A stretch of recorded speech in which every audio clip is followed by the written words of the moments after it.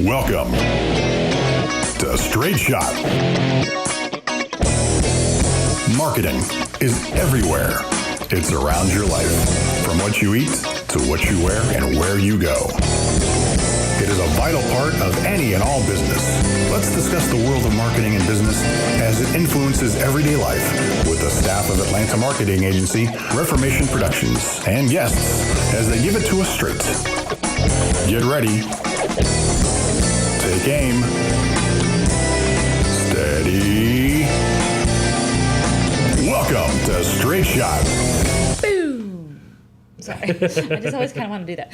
Hello, everybody. Welcome to Straight Shot. I'm Jennifer Bennett. With me, as always, is my lovely assistant, B. Zachary Bennett. Hi there. He hates it when I call him that. We are here today to discuss something very important today that I'm sure all of us took part in this past weekend. And that is, of course, the viewing of the Super Bowl. Super Bowl. We always make it a tradition every year to have a Super Bowl party where we, enjoy, family and friends and coworkers, and we sit around and we watch TV, we eat food, and we wait until the game is over so that we can watch the commercials. That's what we do. We like the commercials. We, for the last several years, we have had a tradition of we'll have this company party where everybody gathers around to watch the commercials during the Super Bowl. So the game comes on, sports commercials. The game comes on, and that's when everybody goes to the bathroom and refills snacks, and then we come back out to actually watch the commercials, and we would kind of tweet along our thoughts to the commercials in real time as we went through. This year we decided to not do that. We still had the get together and we ate snacks and so forth, but we decided to put our thoughts together on the podcast format this go round. Yes, and so this year we had the Super Bowl was hosted in Atlanta at the Mercedes-Benz Stadium. So we all stayed in our houses. We tried to stay away from Atlanta. But you know what? I actually heard that I have to give Atlanta mad props because, whoop whoop and whatnot, because I heard that the traffic situation and whether it was on foot or on in a vehicle was all very well managed by the people of Atlanta. Everybody was very friendly, very welcoming. The weather was amazing. It was. We literally had a break from all the rain and cold weather to have just an absolutely stunning weekend. So you can never trust the weather in Atlanta though, because just 3 days before we were supposed to have snowmageddon. Yeah, we were supposed to be. I mean, schools shut down and everything, and ended up being like a 50-degree sunny day. Yep. So our kids were just like running around in circles, banging into each other at the house. I am glad we weren't in Chicago because they did get bad weather. Negative 60 degrees. Shout out to my Chicago peoples. So sorry about you. You should move. Anyway. You did. Yeah, like I did. I flew south for the winter and just stayed. That's what happened. And so it took place in Atlanta. The two teams that battled it out on the gridiron was the Los Angeles Rams and the New England Patriots. What a surprise that they were in the Super Bowl. I know. Tom Brady. What? Anyways, I'm going to reserve all my comments about Tom Brady to myself. He is not my favorite player. But anyway, so yes, the game itself, and I'd like to ask you, Zachary, what your opinions of the game actually were, because I mean, there was a football game happening in between all these commercials, and and there was also a halftime event with the Maroon 5. Yes. With special guests Travis Scott and Big Boy. I actually started watching football as a sport late. A friend of mine and he was at an agency that I worked at, invited me to come over and start watching football with him, and I'm like, I don't care anything about football. I'm a musician by trade, specifically back when I was younger, and when I first got into marketing and advertising, I still had the whole anti-sports thing going on.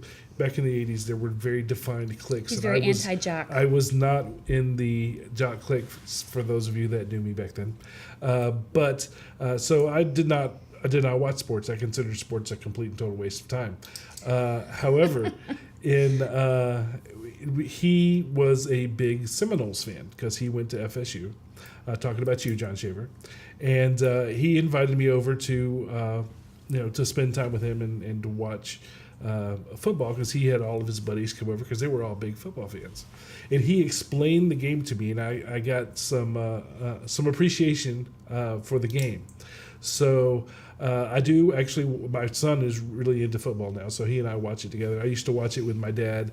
I like the foosball. Yes, you're a big Alabama fan. I am a Roll Tide fan. Sorry, Auburn. Suck it. But my father was a big Dogs fan for UGA, and my son basically likes whoever's winning, I think. But he's a big Todd Gurley fan. Yeah, Tyler's a Todd Gurley fan, which is on the LA Rams. It's definitely something that we do now as a family thing, way to spend several hours in front of the TV.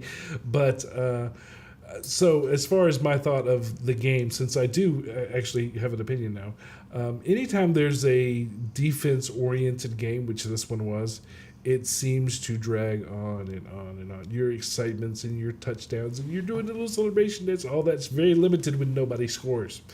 Very low-scoring game. Yeah. It's like the lowest scoring game in Super Bowl history or something. Some weird nonsense. Yeah, well, Maroon 5 was winning in score because at least they had 5 for most of the game. Yikes. So, as far as the halftime show, I know a lot of people are comparing it to Prince's show, and that could be because of the circles that I run in. And comparing it to Prince's show is not fair. I haven't heard that at all. It must be your circles. Yeah, probably is. But I think that they did a fine job for the show, a Super Bowl show, the halftime show. I do think that it was not overly exciting, but he was under a ton of pressure. Yes. He, meaning Adam Levine. He was not the first choice to be in the Super Bowl Not even the this year. second choice. And, not even the third choice. A lot of people kept just giving them static the entire time for saying that they would do it. Now, the Super Bowl is always a great thing for whatever act gets to play during the halftime show. Because it boosts the awareness with different generations, and sales always goes up for whoever the band is. And they did, by the way. They went up 400%. Yeah, they went up a lot. Album sales increased for Maroon 5 by 400%. For all 3 acts, even the ones that people couldn't understand. Yeah, Travis Scott went up, I think, 200%. And then Big Boy went up 150%. Right. So it was still very successful for them.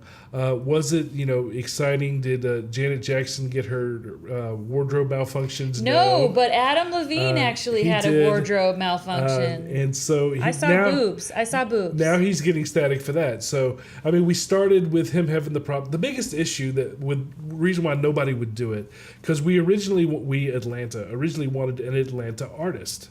To do it, because we have a lot here. Yeah, we're like the hub for hip hop. We are. We have. There's a lot of people that are from here, and none of them would do it because of the Kaepernick. Yeah, the controversy. NFL boycott. Yeah. So because we are a center for hip hop or black music, and that's a very sensitive topic to that culture, nobody wanted to touch it. So Maroon 5 had things stacked against them when they started. I thought they did well. I didn't know he could play guitar that well, so I mean that was good. Well, one of the other things that's interesting to note about what you're talking about is Gladys Knight, who looked stunning, by the way. She came out and sang the national anthem. She did a great job. And people on social media were bold enough to give her static for her choice to come on and do the national anthem. I know. And she is so far removed from politics nowadays. Yeah, she got on social media and turned it right around and blasted them, and she donated a bunch of money to certain charities. And I know that Maroon 5 and Travis Scott together donated $1 million. I have not heard that. Yeah, and I think what it is that the artists don't actually get paid to do Super Bowl. They don't. They just get recognition and they get a bump in sales. But they did dedicate at least $1 million of their bump in sales. I see to that. So it was his way of kind of paying it back. And a lot of radio shows talk about Radio Row happens about a week before or a few days before the Super Bowl, where all the radio stations in the area that the Super Bowl is in, i.e. Atlanta, Radio Row comes out a few days before the Super Bowl, and all the radio stations in the area come out and they get to interview the halftime act. It's the tradition, it's always been, and it gives the artist who is performing during the halftime show an opportunity to plug the event, to hype everybody up, to drop hints about what some surprises might be in store. It's actually a quite anticipated thing for radio stations in the area because it also pushes radio station, Sure. Well, there's all these people that are in town, and they get to have segments on their radio Absolutely. shows. And they get to bump elbows with the celebrities that are going to be, and maybe find out a little bit of the secret stuff that might be happening. Okay, all that to say, because of the controversy surrounding Maroon 5, they actually canceled Radio Row for Atlanta for this particular Super Bowl because. And I don't know why, but it was. I think that it was hard enough to get an act to agree to do the show. They didn't want to tempt fate by having them ask these questions right before the show. They're just going to be bombarded by opinion and people asking, well, how do you feel about Colin Kaepernick? How do you feel about the boycott? How do you feel about this? And how could you? And heaven forbid you have a radio host verbally assault Maroon 5 right before they take the stage. So I think that they kind of tried to avoid all that by sidestepping it. But that's actually kind of a big deal here in Atlanta, is that it was pretty radio silent before, which only kind of led to people maybe in some way hyping Maroon 5 in their heads, thinking, ooh, there's a lot of mystery surrounding Maroon 5 right now because they didn't give anything away. Maybe something huge will happen. No. No, it was. I was jokingly referring. It was a straight show. I was referring to it as a lackluster bowl as opposed to the Super Bowl because there really wasn't anything super about it. Yeah, well, the thing about the Super Bowl that a lot of people don't know, you hear us waxing out about it right now. Super Bowl is 100% business.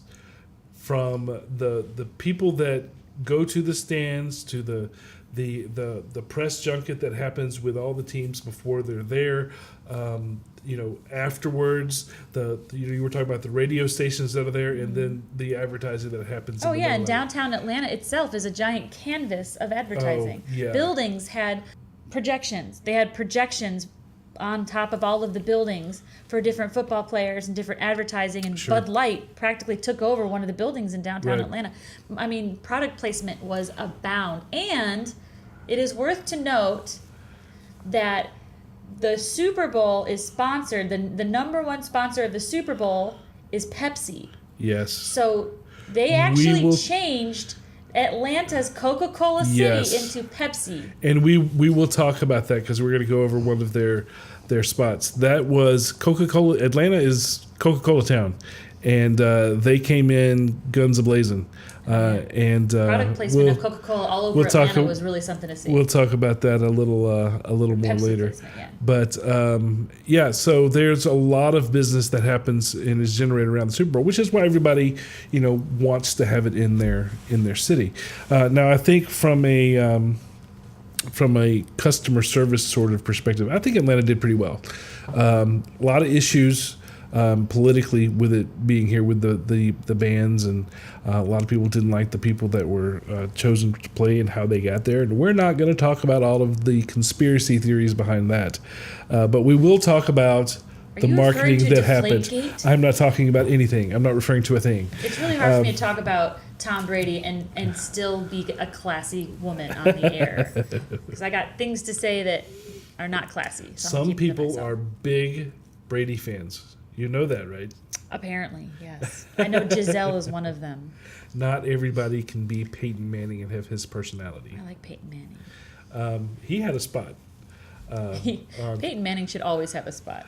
He should do commercials I enjoy anything with Peyton Manning in it. So let's get to the advertising, shall we? Commercials! We talked about Christmas advertising a while back, and in that episode I let you know that there are certain seasons in advertising that we see that are common. One of them is football season, and the head of that is, or head or tail really, the finale to that is the Super Bowl.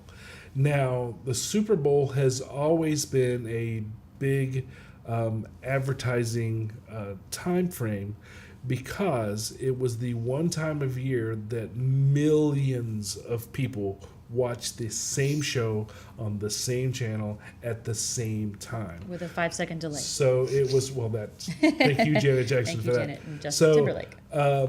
But that's how it became so big for advertisers. What was it, 10 million views of the game, something like that this week.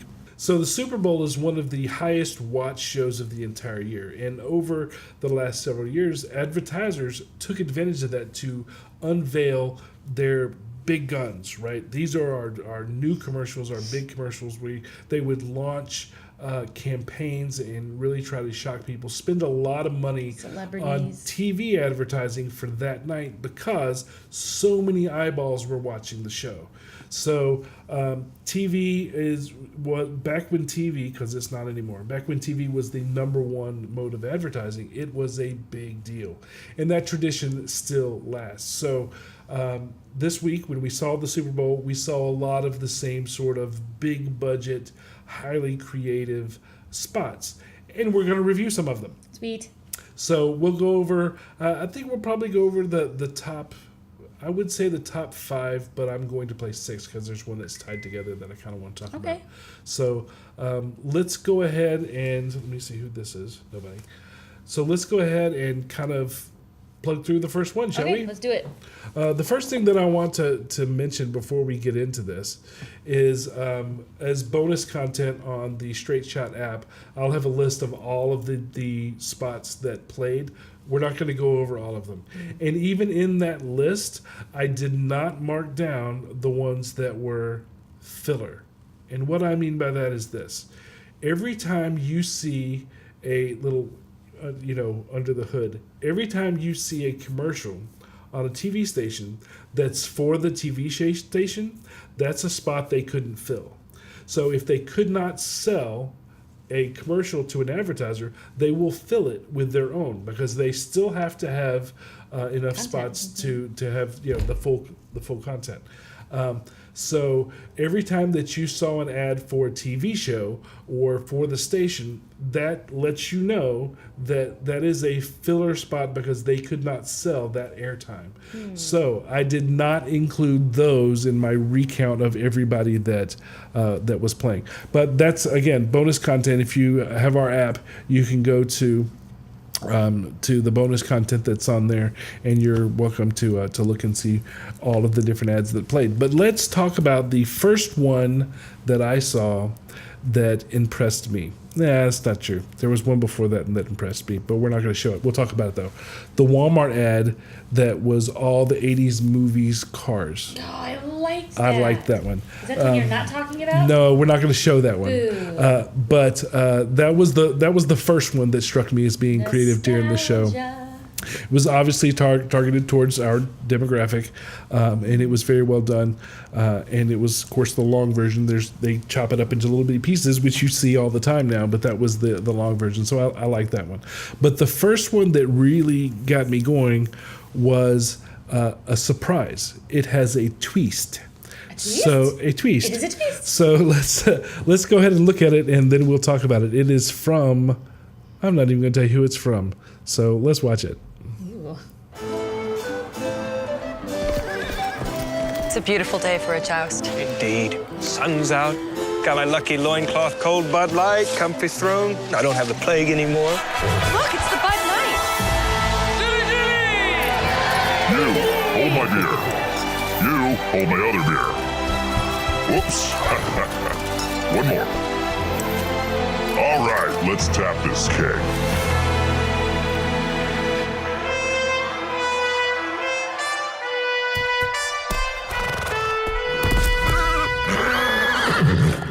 Giddy up, Peanut.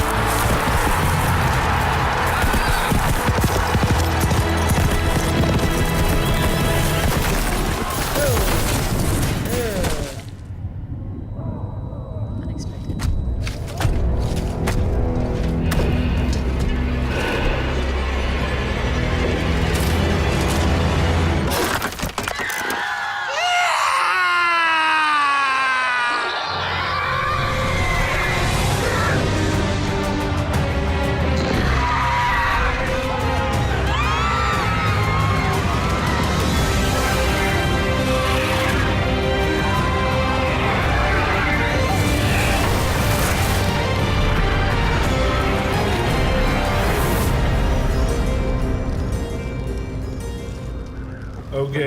So I spent, the reason why this was so good for me, I spent the first half of this commercial going, it's the Bud Light guy. We have seen this, right? And I'm like, the good commercials haven't started yet.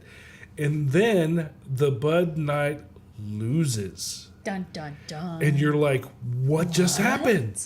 Then you hear the Game of Thrones theme in the background. Okay, hold on, And you're like, everybody. No. You're like, what is going on? In You this guys have spot, to and picture Zachary's eyes getting wider and wider and wider as he starts to sort of hear the theme song in the background. this was not a spot for Bud Light or Bud Night or Budweiser or whichever brand version of their brand they have. This was for the coming season of Game of Thrones. It was co-branding, which is brilliant. Lots of the ones we see tonight will be co-branding. But the twist at the end, you think this is a beer commercial, it's not, He's a twist. was great. Was absolutely great. And for all of us, and there are a lot of us that are very excited about Game of Thrones coming back, it was just great. It was epic. He totally I geeked out. really Super enjoyed geeked out. To the enjoyed point where a that. grown man was clapping all by himself, clapping in the living room. Now, the co-branding aspect of that was brilliant, and from a monetary standpoint, from the business side, the dragon has already been made for the show in post, so they didn't have to remake that. The setting for the Bud Light commercial was already built because they've used it in their other things, so there was no additional money for that. This was just smart thinking, bringing those two worlds together for that spot. I think it was very, very, very well done, very smart, and I enjoyed it. And I don't even like beer. No, but you love dragons. I do love dragons, but I don't like beer. So traditionally, beer companies, because of the high male demographic of football, beer companies really shine. Their advertising really shines during the Super Bowl. Mm-hmm. If you remember, one of the first ones that I remember when I started watching football was Wasa. Oh, jeez. Oh, That goodness. that went viral before viral existed. And so Budweiser has been extremely good at Super Bowl ads. They spend they shoot everything around the Super Bowl and then play the remaining for the rest Yeah, of the year. they went all out this season So, for their commercials. The second one that I want to play is actually another beer commercial. This one, it's been a few days since the Super Bowl, so I've had the opportunity. People obviously know that I'm into marketing with the agency here and everything. So people come up to me and they ask me, what did you think? This is what I thought, blah, blah, blah. So I've had a couple of days of people talking about the spots. This is one of the ones that people came up to me and was talking about. So let's watch it, and then we will go through it after that. Chris, talking about you. You were the one that had mentioned this to me earlier in the week. So shout out to Chris Warren. All right, so let's watch. That Game of Thrones theme song. And that's how you brew it. My king, this corn syrup was just delivered. That's not ours. We don't brew Bud Light with corn syrup. Miller Lite uses corn syrup. Let us take it to them at once. But if something did happen, we'd eat the wizard first, right? Yes. Oh, yes. Oh, brewers of Miller Lite, we received your corn syrup by mistake. That's not our corn syrup. We received our shipment this morning. You're joking. Try the Coors Light Castle. They also use corn syrup.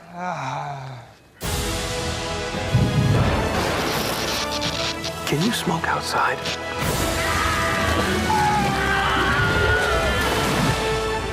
Oh, brewers of Coors Light, is this corn syrup yours? Well, well, well. Looks like the corn syrup has come home to be brewed. To be clear, we brew Coors Light with corn syrup. Bud Light, brewed with no corn syrup. So this spot had lots of things going for it as well. Number one, it was a continuation of the whole Bud Light world, right? It also was very Monty Python in its nature, and this is the anniversary of Monty Python. This year is so. I think it's the 20th anniversary. I'm not sure. 30th. I don't remember, but it is an anniversary of them because I saw it earlier on my Facebooks. So it was must be right there. It was a hearken to.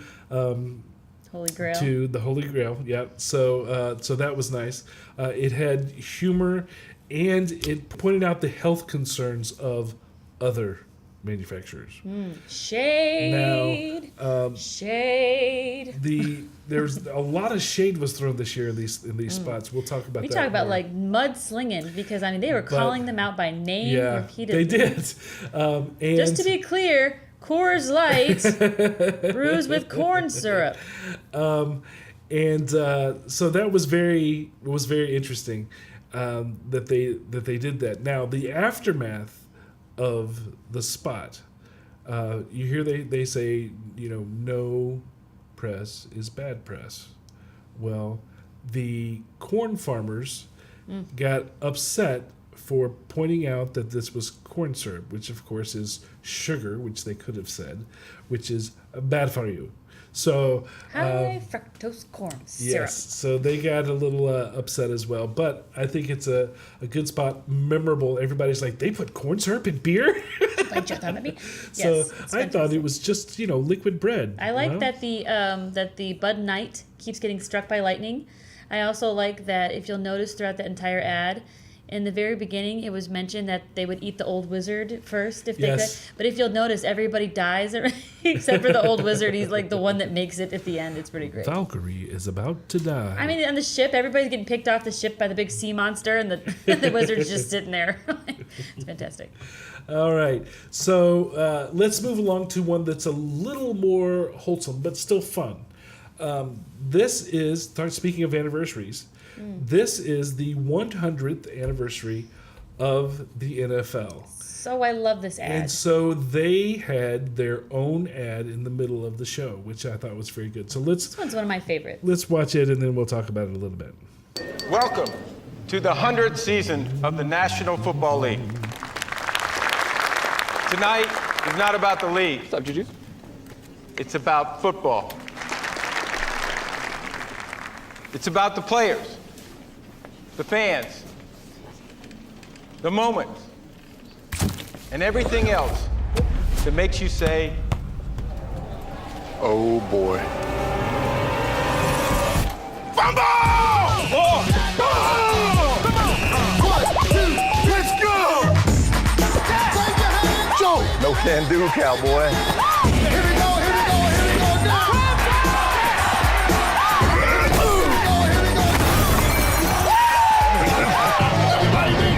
Come on, TG. Everybody reach.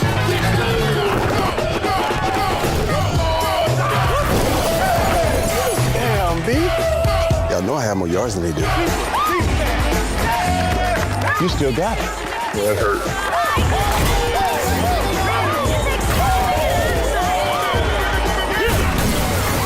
Boy, this is a great party. Get out there, old man. Obese. Hey, come on now.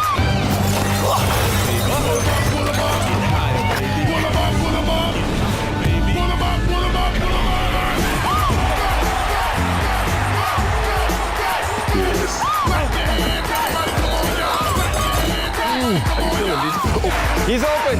Russ.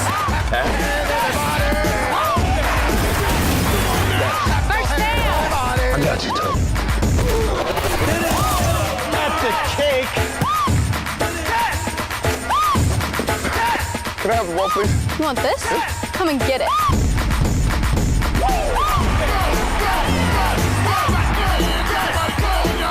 Love that ad. I think it's so great. Google the significance of that girl. You can't. She is. I can't. I believe she was She got a scholarship to play football. I don't know. I had to double check that. So the thing that was really great about this spot is it was very NFL family oriented. You saw new players, you saw old legends of the game. You saw you wondered where this person was or that Ugly person. Joe Namath. Yeah. So I think it was really well done. It was feel good. It was true to the love of the game. Very well done. They even included the young lady in it. Yeah, well, that's so great. I mean, it was old, it was new, it was boss. It's so great. Like you had mentioned, it starts off pretty dry, pretty It straightforward, does. and You're pretty, like, oh, this is just something they're playing in the middle pretty of the corporate. game. And then all of a sudden, the loose ball happens. And when the loose ball happens, everybody loses their mind. And I think that is just so great. And at no point does anybody get upset about the wreckage that's happening. Right, because they all want to do the same thing. It doesn't hurt that It Takes Two or whatever the music was in Sure. the background is all vintage as well. Like it makes you want to get up and dance. It would be even cooler if they had like the Super Bowl shuffle playing in the background. But I'm a Chicago girl, so I really enjoyed that one. Yeah, I think it was good. It was unexpected. But it was true to the NFL brand, and very, very well done. I really enjoyed that one as well. All right, so now let's talk about one of the more conscientious or sensitive ads that were there, more heart-touching ones that played. This one was mentioned to me again during the last couple of days by a client of mine when we were talking about a video shoot that we have coming up that is going to be similar in nature as far as being emotional. She had referred to this ad, like if you saw this ad during the Super Bowl. I'm like, well, of course I did.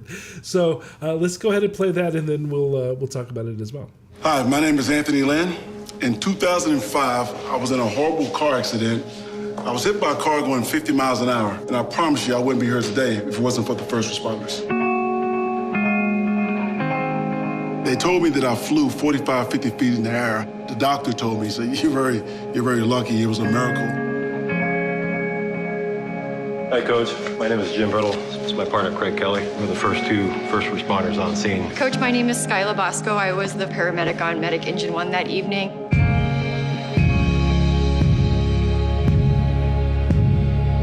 I've often thought about who showed up that night. I never thought I'd see you. I mean, it's unbelievable. They said I had to have some angels with me that night to survive. I believe you guys were angels.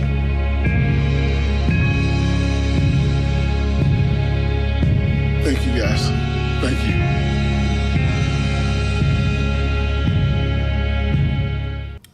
All right, so the thing that really stands out to me about this ad is that it wasn't a traditional cell phone company ad. There was no cell phones used in the making of this advertisement. It wasn't all about the minutes and how good our coverage is or anything like that. This was about how they are underneath the surface of people's lives, and people's lives matter. So whoever signed off on this being their Super Bowl commercial was brave, because it's not like the other ones. But I think because of that, it makes a very strong statement, and it aligns themselves with civic first responders that are out there laying their lives down and that need a way to communicate. And more than likely, the cell phone is the way to do it. So I think that was very well done.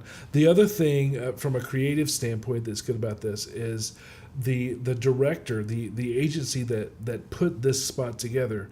They knew what they were doing, and the main talent in it didn't. They sent him, that was a coach, they sent him to talk to first responders because of his own story. He did not know that the first responders from his specific incident were going to be there.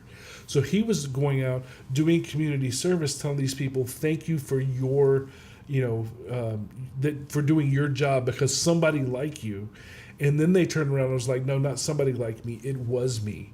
And that, made him cry. And that was brilliant. They captured it all on film, and understanding the big picture of what's going to happen, being able to capture it, and then, to use it. It's just very, very well done, very insightful. good job on that one. What did you think? Yeah, I think, Verizon chose to think outside the box They did. with their marketing. And I mean, there's nothing wrong with low-hanging fruit. Low-hanging fruit being, you have a Can you cell hear me now? Well, yeah, we'll have a can you cell hear me phone now? commercial about cell phones and minutes and, nationwide coverage, and we'll slam Sprint and we'll slam Metro PCS and whatever it is. I mean, that's pretty low-hanging. That's pretty inside the box. It's pretty boring. So I think for Verizon to understand that this was the Super Bowl of commercial advertising, pun intended. Take a risk. Yeah, that they were going to use their marketing dollars wisely. You have got these companies that make commercials regularly. They spend lots and lots of money, celebrity endorsements regularly. So what is going to make the money that they invest in this particular season worth it? How many times have you seen a Super Bowl commercial that is something that's already been shown before? Sure. Or completely lackluster and Right. boring? That's a lot of money to spend on something. So I think that Verizon did a really good job trying to think outside the box, trying to make their marketing dollars go farther, really impact people in an unpredictable way. And then I think the message was quite clear that they're not just talking about how important Verizon is, but how important answering the call is, and how, with everything that's been going on with the wildfires in California and first responders being on the front of everybody's mind these days, I think capitalizing on that is something that kind of unifies us as a people with all the divisiveness that's happening, is that we can appreciate first responders, firefighter, paramedic, police officers. And I think that was a wonderfully subtle, very impactful way to do so. Well, cell phones have been getting a lot of. That's a cliche that actually is even more damaging because of they've been getting a lot of static. Not really. A lot of They've buzz? been getting. They've been under a lot of fire lately because of the millennial generation's dependency on cell phones. So this was a kind of a way to say, yes, you didn't have a cell phone when you were growing up, but you need it now, and it was a good way to remind people that, while, everybody, while they're doing dinner is, doing all this, and that is them as well. There's an underlying service that they provide that is quite useful.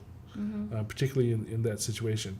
Now, along the lines of what you were saying, if this had been a traditional Verizon commercial, we wouldn't be talking about it. It would have been just like everything else. It would have been completely skipped over. I think Verizon has a tendency to come at you kind of snarky. Like there's always sort of like this sarcasm about, well, we are Verizon and we are, can you hear me now? Of course you can hear me now. And all the, there's just sort of like arrogance in their advertising, in my opinion, a lot. And so for them to come down a peg was actually really impressive and extremely unexpected. Yeah. So, again, very, very well done. Now, let's go from talking about that. And again, these are in no particular order, top 5, top 6, no particular order. Yeah, because you would have ended with the Game of Thrones one. That was your coup d'etat. That we're going to talk about. The next one that I want to talk about was one that took advantage of being in Atlanta. Again, we're talking about taking risks. This was a big risk taker. So much that it was kind of hard for me to find this spot in order to put it in the podcast after the show. So let's look at it. He's Jeff Saturday.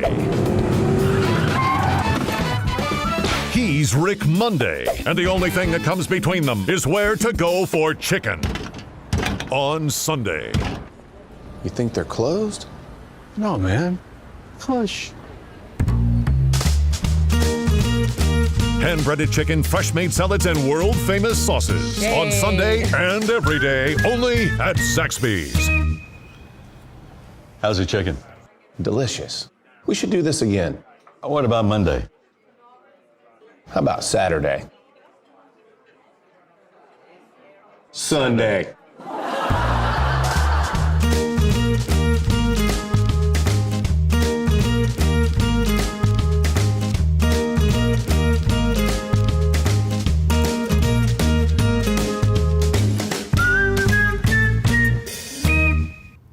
All right, so Before we talk about the details of this, can we just talk about how stupid it is for a restaurant or business to have a door that says push when it's a pull handle?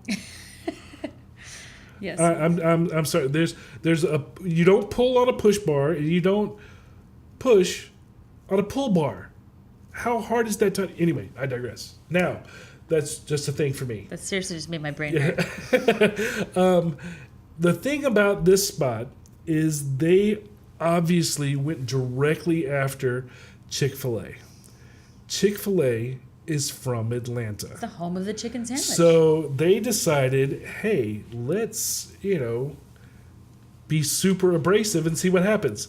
And it worked. People are very upset in Atlanta that somebody dare go after Chick-fil-A that's from the South. That's been they've started some controversy with this. The good thing behind this was you have two, I don't know if they were sports announcers or who they were, two guys that fit the football demographic, coming together and, talking about whatever they were going to talk about. So the whole idea of the demographic, they both come in with their sports cars and they're both, sports announcers or whoever they are. That was smart. But the constant, underhanded digging at Chick-fil-A. Wow. I like Chick-fil-A. And I understand why they did it, because they were trying to draw out what they think is a weakness for Chick-fil-A. Chick-fil-A does not look at that as a weakness. Jeez. So what were your thoughts here? You're very emotional about the Zaxby's ad.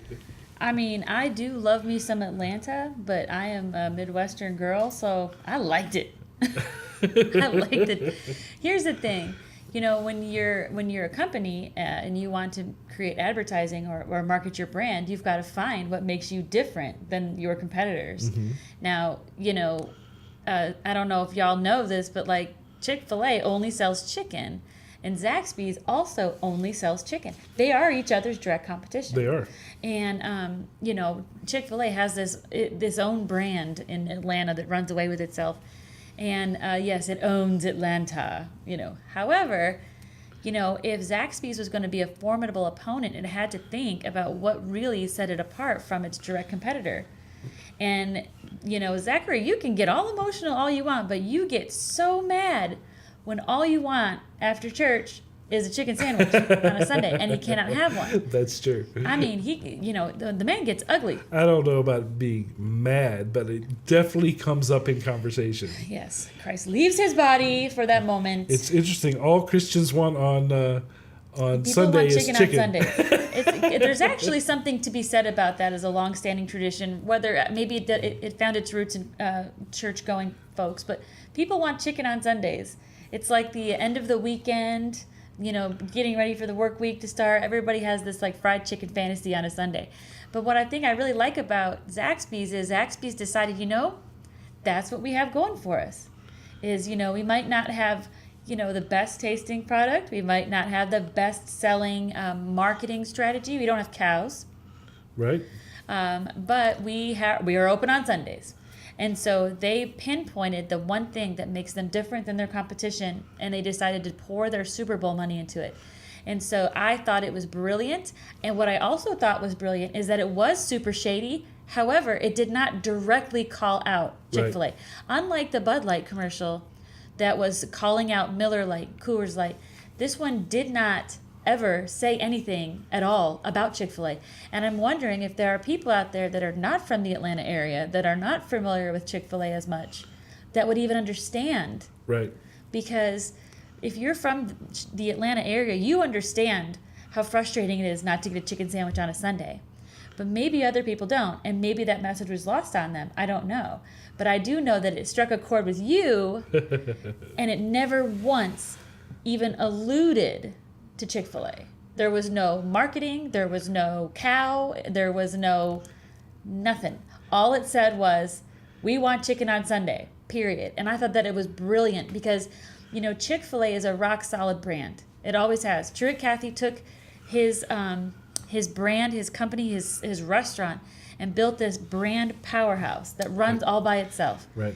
And you think about it being this all these advertising and branding books about the Chick-fil-A brand.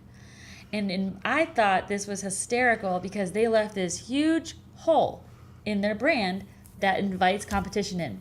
And I know that you say, and I do agree with you, Zachary, that Truett Cathy and or Dan Cathy and the people that are running Chick-fil-A, they don't view their Sundays off as it's not a negative. Negative thing, right?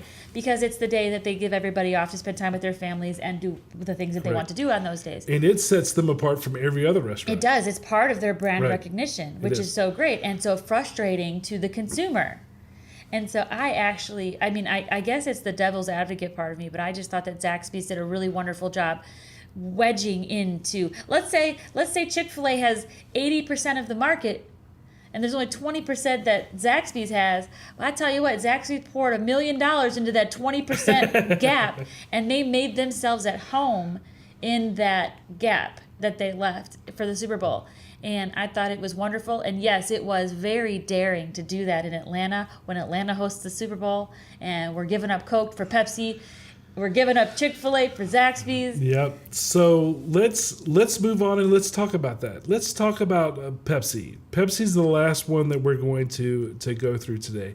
But there's a bigger story.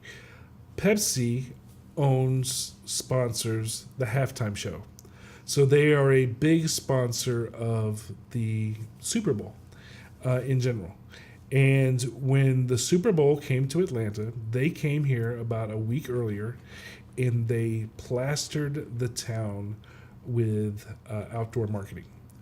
And that outdoor marketing said, guess who's in Atlanta? Directly poking fun at the fact that everybody knows that this Coca-Cola is it. Remember the soda wars, the Coke wars? Coca-Cola wars. This is Atlanta Coca-Cola. Literally right down thing. the street from the Coca-Cola, the World of Coke Museum and processing. Yeah. So the first thing was people saw these banners up on the street signs and poles and stuff around Atlanta that were literally poking fun at, haha, we're here. Again, very witty. Again, to your point with Zaxby's, they knew the situation and they met it head on, and people were very upset, which was the point, right? So you heard they were talking about it on the radio show, and people were talking about it on social media, going, they should kick them out of here and blah blah blah, and you can't. They wanted the city of Atlanta to take down the Pepsi outdoor marketing that was out there. And they couldn't because they bought it. They paid for the right to the Super Bowl. So there's nothing that the city of Atlanta could do because they had a right to it. So that was first. Then we didn't hear anything else. Then came their Super Bowl ad, which was obviously spearheaded by somebody that is from the South. Let's watch it and you'll see what I mean. I'll take a Coke. Is Pepsi okay? Is Pepsi okay? Is Pepsi okay? Ow! Our puppy's okay. He's a shooting star, okay? Is the laughter of a small child okay? Are you with me? You seem confused. Let's role play. Now. Okay, I'm Steve. I'm an actor. No. Just order something. I'll have... You will have a nice cold glass of the best thing you ever tasted, okay? Okay. I think you might be just saying it wrong. You gotta say it with pride, okay? Okay. Oh, yeah, kind of. Pepsi's more than okay. It's okay!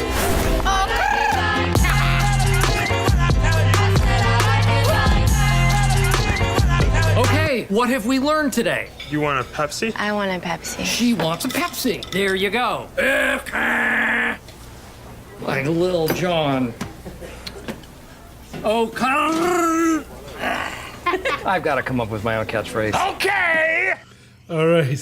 So the thing about this that is so smart is they took a situation that happens almost every hour in Atlanta, if not the rest of the South, where people order a Coke. All soft drink, no matter what it is, here is called Coke. We don't call it pop. We don't call it soda. It's called Coke. Raise your hand and yell right now if you're in Atlanta and you understand what I'm saying. Everything here is called Coke. Then you have, what brand of Coke do you want? But to begin with, you say you want Coke. So it's that's inefficient. immediately the first thing that happened. So she says, I'll have a Coke. And the waiter says, we have Pepsi products. Is that okay? Because it's not really Coke. That happens all the time in restaurants in Atlanta. If they carry something other than Coca-Cola products, they have to say, because if they bring you a Pepsi, even though you meant a cola, it doesn't taste the same. Then it would be, they could have to refund your money or whatever. So that happens all the time. And then they use celebrity endorsement, a lot of it in this, to make it funny on top of that. Okay. So, yeah. So I think that though I am from the South and from Atlanta, and I do understand that this is home of Coca-Cola, I do think this was very smartly done. And they didn't attack Coke. They just were like, really, is that what you're gonna say? Which I thought it was very well. What did I you think the use of Steve Carell. Steve Carell is such a likable guy. He is. And of course he's forever typecast from The Office as Michael Scott from The Office, and that particular character is kind of fumbling, and but sweet. And I think he could say anything, and it's just like, oh, it's Steve Carell. So I think the use of him really kind of softened the blow, and which I think was pretty smart, because they came in like a whirlwind in their outdoor advertising, like you were saying, and then the actual ad itself, because even though it was shot here in Atlanta, the actual ad is shown all over the right. world.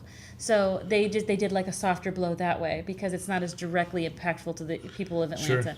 And I have a comment about that, since you're so saucy about this whole Pepsi invasion. I thought it was really funny because Atlanta hosts the Super Bowl. We hosted the Super Bowl. And as a gracious host, we have to allow people to come through that we may or may not like very much, but we're hosting. And yes, I mean, to your point, they would not have agreed to do the Super Bowl if they'd had a huge problem with Pepsi, because Pepsi is the halftime show.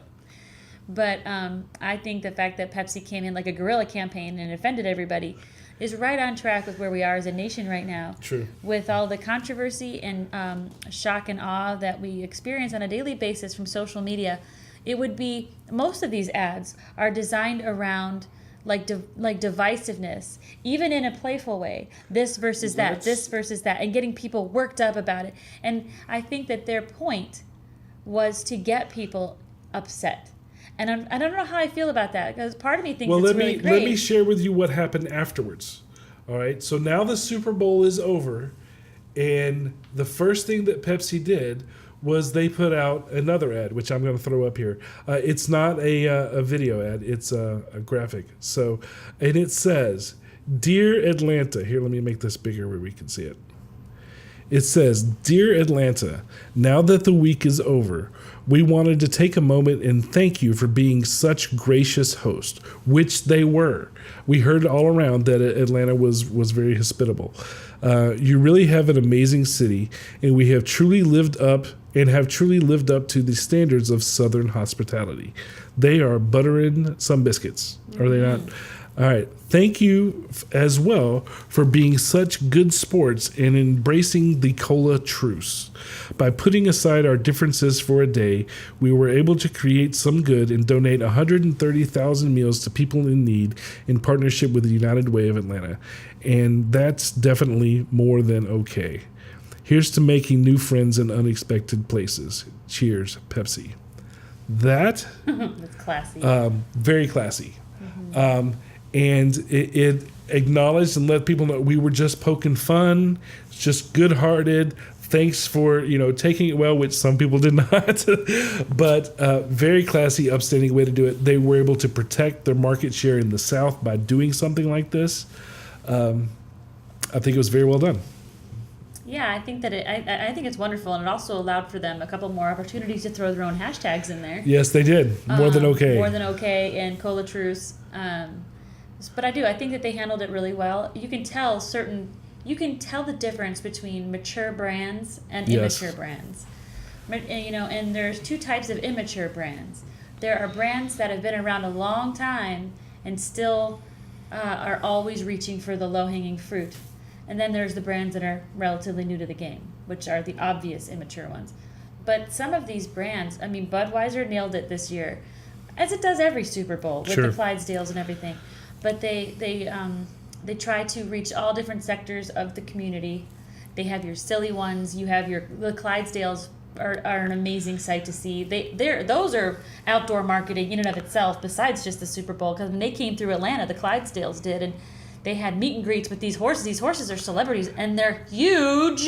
If you've never seen them in person, the Budweiser Clydesdales are the size of a house. They're huge. They're beautiful, giant animals. And but I think the Budweiser is a mature brand. I think Verizon has been an immature brand in my eyes. Again, been around a long time. Always kind of pander to the low-hanging fruit. I think this year you saw they grew up a little bit. Yeah, they became classy. Maturity. Yeah. Yeah. I think Zaxby's is still playing fun. Zaxby's has a lot of campaigns out there about their milkshakes and getting celebrities to endorse different salads and things, and it's pretty easy. It's pretty low. And then they come out with this tongue-in-cheek one about Chick-fil-A, and I think that was a sign of some strategy maturity. They're thinking more strategically. I definitely think there were some misses this year, but I also thought that there was some bar raising. And, one of the ones that you didn't mention, because Zachary has a very, I don't know what the word is, sensitive, grossometer, if you will. He gets easily grossed out. What are we talking about? I'm talking about I don't remember the name of the company, but the one that had the chewable milk. Oh. It totally grossed him out. I thought it was hysterical. That was Mint. Mint. Mint Media or something. It was a new company, company that I didn't know. And but it left an impression. It did. Because everybody has a visceral reaction when you think of the chunky milk. Yes. And they were like, "Oh, this is so good!" And you see the young teenager trying to get it out of the glass, and then it shoots back to the person sitting on the couch. Like that's just not right. That's not right. And I thought that was hysterical, and I remembered it. I will remember that forever because of that image that unifies all of us together. I don't think there is a person on this planet that is like, "Ooh, yummy," chewable milk. So in a world where we are constantly fraught with divisiveness and arguing and competitiveness and he said, she said, fake news, everybody getting their feelings hurt, people waffling on different issues, people calling out everybody for being something or upsetting somebody, I think, trying to focus on what is truly unifying about humanity is really, really important. And it's very difficult to find things that do that. I tell you, I'm just glad we didn't see anything about Trump. I don't think we did. There wasn't anything the entire 3.5 hours, however long it was. We did. We didn't have to witness any Trump bashing. We didn't have to. There was. I don't recall any of that. Yeah, we didn't have any politics. Last year we had the Bud candidate thing. There was a Bud Light ad with Amy Schumer and whatnot, and Jimmy Fallon or something about a Bud Light candidate. So it was still being politics. But to your point, Zachary, I don't recall there being any politically. I don't either, which was nice. Gosh, isn't that? Mm-hmm. Jeez. We were still there. There were several things that were brought up as far as issues. Corn syrup, that's a health issue. And there was also first a lot of, responder, that's a civic issue. Centered around Georgia itself, which was kind of cool. Which was nice. That was Georgia Farmers of America, the corn farmers. Yeah, was it? Yep. Well, it was about Kia. It was Kia's Telluride truck. Yeah, SUV. there were a lot of other good commercials that were there. Obviously, we can't talk about all of them. I got nowhere else to be because I'm not cooking dinner tonight, so we could just stay here all night. But I think those were some of the top ones that were there. Let us know what your favorites were. Go to our Facebook page, facebook.com/straightshot. Let us know. Do you have a straight shot for today? I don't really have one for today. We were just kind of. I gave you my straight shot. My straight shot for this is that I felt that people were maturing this time. I felt that campaigns were getting a little braver. I think people are getting a lot more outspoken. I think people are growing up a little bit. At least some of the more mature brands are finally stepping out of their comfort zone. And I feel like as a small business owner, as a medium-sized, as any kind of business owner, recognizing what makes you different than your competition, sure, and living in that moment and investing in that moment and investing in that idea can really pay off. Or you could take a gamble and it not pay off. It just kind of depends on how people treat it. Well, the other thing really that comes from Super Bowl advertising is that if you spend the time and the investment, of course, to come up with something that's creative, come up with something that's witty, come up with something that that hits people's heartstrings, either from being emotional, they're funny bone, or funny, either one. Or sometimes or their gag reflex, sometimes, like he did sometimes matter of fact is just fine, but people respond to emotional triggers, and smart advertising knows how to hit on those emotional triggers of whoever their target is, and some of these ads were very smartly done, and we appreciate smart marketing. Get out of your comfort zone, take a risk, but understand that every risk is a gamble. So, don't leave it up to fate. Do your research. Figure out who your target audience is and how your gamble might be perceived by people right now. Now. Because right now people are different than they've ever been. And, I think that the game itself was quite boring. I thought that the commercials were okay on the average. They were better to watch than the game. And they were better to watch than Adam Levine's nipples. Well, I think that... Do you disagree with me, Zachary? The advertising during the Super Bowl is always good because it is part of the event. And advertising does not get its own... most people spend time trying to run away from it. So it's nice for the Super Bowl to be a time when people want to see the commercials and they want to talk about it in society the next day. And I think it really is a time when agencies, the creative people that come up with these, find appreciation, and that of course is nice because that's the world that we live in. Allowing agencies and creatives to exercise their creativity. A lot of times agencies are strangled a little bit by our clients, where our clients are afraid to take risks. Our clients are afraid to reach outside the box. And so we end up doing a lot of kind of watered down material. Well, we do things that are safe. We do. There's a lot of safe. There's some that are edgy, and then there's some that are in between. But being on target is most important. Shock for no reason is just shock. Yeah, and there's a lot of things that are just all fluff and don't say anything. Of course, we don't want that either. But the more creative ones are fun. I had a client call me this week, I think it was yesterday, and was talking about he had an idea for a campaign where they were rock stars. And the fact that a client comes to me with a creative idea, I'm like, we're there. That's going to be fun, Yeah, as long as it makes sense. Do something fun. As long as it makes sense, of course. It's our job to make it make sense. Yeah. Fulfillment of our clients' dreams in a way that makes sense and is conducive to their clients, to their target audience. Anyway, that's all we have for today. Stay tuned for the next Straight Shot after this. We will upload this as soon as possible before the Super Bowl buzz is over with. Yeah, if you guys want to be guests on the podcast, we are always inviting people to come in and share your opinions and your thoughts and your voice with us. You can always email us, Mm-hmm. or was it info@straightshot.net? Yes. You can also call, and the phone number is 678-825-8086, extension 300. You can call us there and leave some information. We'll get back to you with a time. We can work out a time for you to come in here and play with us. And if you have something that you want for us to talk about, let us know.